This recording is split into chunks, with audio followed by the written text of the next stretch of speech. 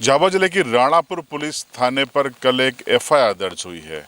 ये FIR Matthias Bhuria के खिलाफ दर्ज की गई है, जिसमें उन पर आरोप लगाया गया है कि उन्होंने शासन द्वारा अनुमति न मिलने के बावजूद भी गुजरी मैदान में एक जनसभा की, सभा की और अभद्र शब्दों का इस्तेमाल किया।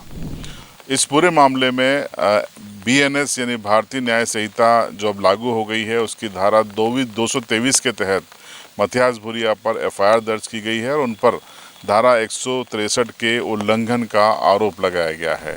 ये तस्वीरें पहले हम आपको बताते हैं। कल सभा की गुजरी मैदान में सभा हुई थी। इस सभा को लीड कर रहे थे मथियास भूरिया और उन्हीं के द्वारा जो अनुमति के आवेदन शुरुआत में दिए गए थे, इसलिए उनका नाम नामजद किया गया है।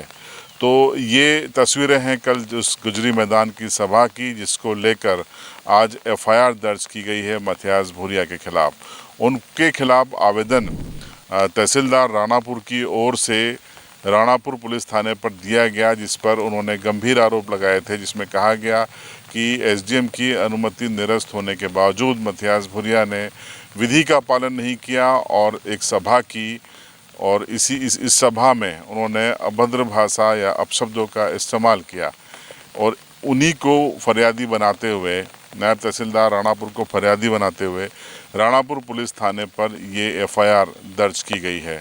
इस पूरे मामले में तस्वीरों को तो आप देख ही रहे हैं। ये गुजरी मैदान की तस्वीरें हैं जब ये कल कार्यक्रम हुआ था। इस कार्यक्रम के 3 एजेंडे थे, जिसमें खनिज के लिए 3 गाँव की ज़मीन जाने को लेकर विरोध किया गया था। हालांकि प्रशासन इसको पहले ही अफवाह बता चुका है। वहीं दूसरा मसला था कुंदनपुर रोड के सकरे होने के चलते हो रहे हादसों का और तीसरा मसला था अवैध शराब का क्षेत्र में विक्रय और क्रॉस बॉर्डर परिवहन का। इन तीनों मुद्दों को लेकर ये सभा हुई थी। इस पूरे मामले में आज हमने एसपी झाबुआ पद्म विलोचन शुक्ला का बयान लिया कि किसके खिलाफ और क्यों एफआईआर दर्ज की गई है। सुनिए एसपी झाबुआ का ये बयान। कल दिनांक 22 अगस्त को राणापुर में एक जो वहाँ गुजरी मैदान है, वहाँ पर प्रशासन की अनुमति के बिना एक सभा कराई गई थी। उस जो कि सभा चूँकि वो सभा बिना अनुमति के कराई गई थी, एसडीएम साहब ने और या तहसीलदार साहब द्वारा उस सभा की कोई अनुमति या प्रदर्शन की कोई अनुमति नहीं दी गई थी। इस कारण से राणापुर प्रशासन द्वारा थाना राणापुर में एक आवेदन दिया गया।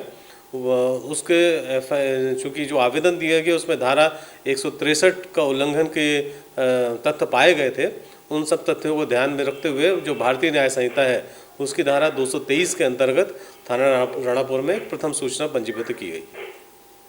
तो आपको बता दें कि इस पूरे आयोजन की अगुवाई, रणनीति और तैयारियों की अगुवाई भी मथियास भूरिया कर रहे थे और कल उनका भाषण सबसे ज़्यादा आक्रामक भी रहा और इसी के चलते वो प्रशासन के निशाने पर थे और प्रशासन ने आखिरकार उन पर ये एफआईआर दर्ज की है। हालांकि आपको बता दें कि ये जमानती धारा होती है और सियासतदानों पे, राजनेताओं पर अक्सर लगती रहती है। 188 से पहले कहा जाता था आईपीसी की धारा में, जिसे अब 223 बीएनएस भारत न्याय संहिता में कहा जाता है। ये भी माना जाता है कि सियासत में आगे वही बढ़ता है जिस पर कई 188 या अब 223 लगती है। अब लेकिन नंबर तो बढ़ता है, क्योंकि मथियास भूरिया के बारे में चर्चा है कि उनको जिला बदर का एक बार फिर नोटिस दिया गया है। 110 की कार्रवाई का भी नोटिस उनको दिया गया है और उनको संभवतः जिला बदर करने की तैयारी भी है। इस खबर पर आपकी राय कमेंट बॉक्स में ज़रूर बताएं। चैनल पर आप नए हैं तो सब्सक्राइब जरूर करें और बेल आइकन दबाएं।